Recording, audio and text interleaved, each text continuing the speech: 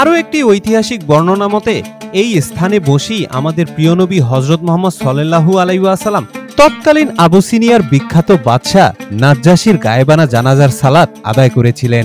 কুরাইশদের অত্যাচার থেকে বাঁচতে নবী সাল্লাল্লাহু আলাইহি ওয়াসাল্লাম ইসলামের প্রাথমিক যুগে যখন তার সাহাবীদেরকে আবুসিনিয়ায় হিজরত করিয়েছিলেন, তখন তিনি খ্রিস্টান হওয়া সত্ত্বেও হিজরতকারী মুসলমানদেরকে আশ্রয় দিয়েছিলেন এবং পরবর্তীতে তিনি ইসলামের সুশীতল ছায়ার নিচে নিজেকে সমর্পণও করেছিলেন।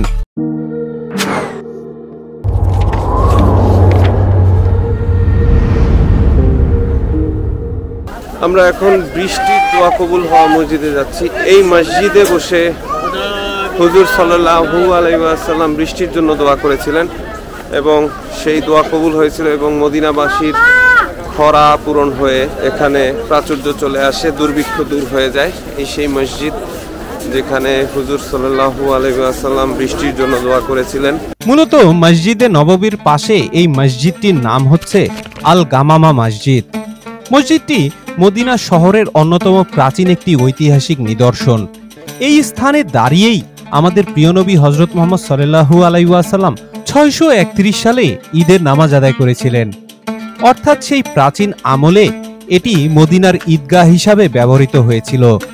পরবর্তীতে নবীজির সেই প্রাচীন ঈদগার মাঠে খলিফা ওমর বিন আব্দুল আজিজের রাজত্বকালের 86 থেকে 93 হিজরি ক্যালেন্ডারের মধ্যে মসজিদটি নির্মিত হয়েছিল।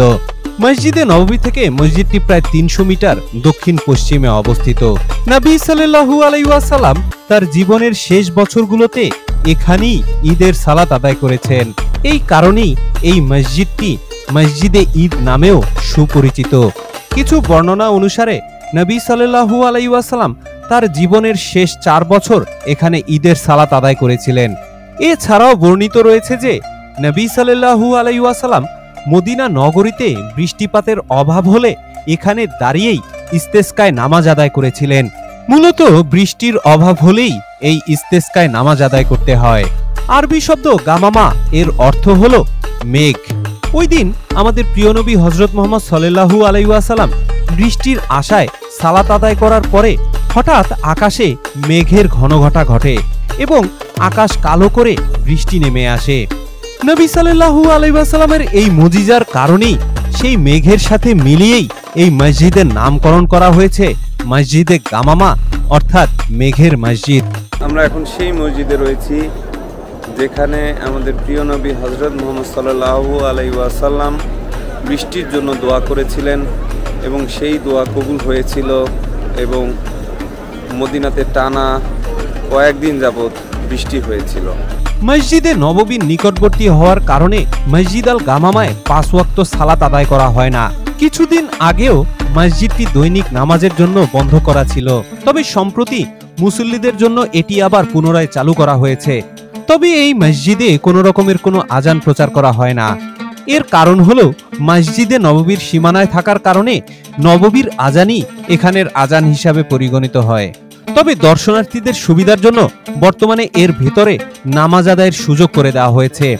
এই কারণেই বেশিরভাগ মুসল্লিরাই এখানে নফল নামাজই আদায় করে থাকেন। চলুন তাহলে মসজিদের ভেতরটা একটু দেখে নেওয়া যাক। আমরা এখন নবী সাল্লাল্লাহু আলাইহি ওয়াসাল্লাম যে মসজিদে বসে বৃষ্টির জন্য দোয়া কবুল হয়েছিল সেই মসজিদে বসে আছি। সবুজ কার্পেট দিয়ে মোড়ানো এই মসজিদের উপরেও চমৎকার সমস্ত ঝাড়বাতি ঝোলানো রয়েছে, যেমনটা রয়েছে মদিনা শহরের অন্যান্য মসজিদে।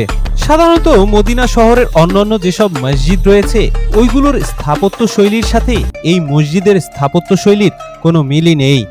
সেই 1898 সালে অটোমান সুলতান আব্দুল হামিদের তৈরি করা মসজিদের আদলেই মসজিদটিকে আজও রেখে দেওয়া হয়েছে, যেটা মসজিদটিকে একটা অন্যরকমের সৌন্দর্য প্রদান করেছে।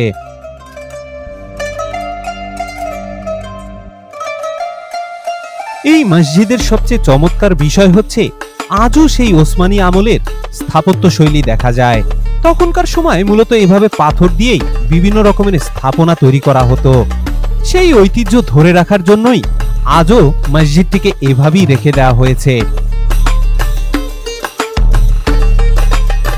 আপনারা যেমনটা দেখতে পাচ্ছেন এই মসজিদের পাথরগুলো এখনো সেই সময়ে যে পাথর দিয়ে তৈরি করা হয়েছিল সেই পাথরগুলোই রাখা রয়েছে, যদিও কিছুটা ভেতরে সংস্কার করা হয়েছে।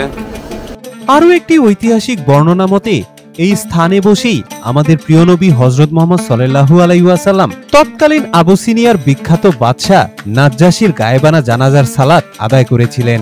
কুরাইশদের অত্যাচার থেকে বাঁচতে নবী সাল্লাল্লাহু আলাইহি ওয়াসাল্লাম ইসলামের প্রাথমিক যুগে যখন তার সাহাবীদেরকে আবুসিনিয়ায় হিজরত করিয়েছিলেন, তখন তিনি খ্রিস্টান হওয়া সত্ত্বেও হিজরতকারী মুসলমানদেরকে আশ্রয় দিয়েছিলেন এবং পরবর্তীতে তিনি ইসলামের সুশীতল ছায়ার নিচে নিজেকে সমর্পণও করেছিলেন।